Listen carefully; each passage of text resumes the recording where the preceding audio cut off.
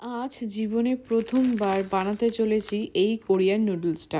আমি আগে Korean noodles কখনোই খাইনি, তাই এইবার প্রথমবারের জন্য নিসানে হট অ্যান্ড স্পাইসি চিকেন ফ্লেভারের কিন্তু এই নুডলসটা বানাতে চলেছি। প্রথমেই প্যাকেটটা খুলে দেখে নিই একটা সিজনাল অয়েল আছে, আর ভেতরে কিন্তু এই কালো রঙের একটা মশলা আছে, এবং সঙ্গে আছে কিন্তু একটা এই নুডলসের কেক। এবারে চলো ঝটপট নুডলসটা বানিয়ে ফেলি। ইনস্ট্রাকশন তো কিছুই সেমন বুঝতে পারলাম না, তবে এদিক ওদিক ঘেটে যা বুঝলাম, প্রথমে একটা পাত্রে ভালো করে জলটাকে গরম করে নিতে হবে, তারপরে এই নুডলসের কেকটা এর মধ্যে দিয়ে দিতে হবে যতক্ষণ না পর্যন্ত এটা খুব ভালো মতন সিদ্ধ হয়ে যায়।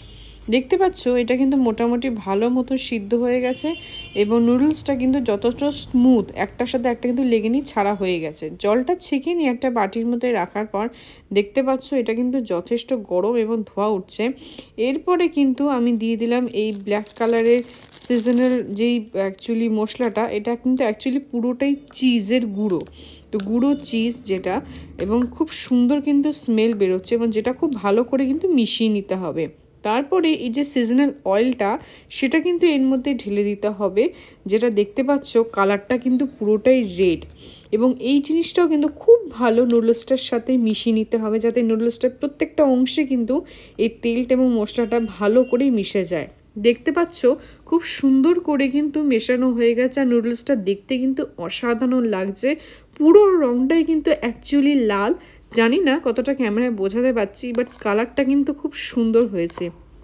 যাই হোক, নুডলস আমার কমপ্লিট, এবার চলো টেস্ট করানো যাক।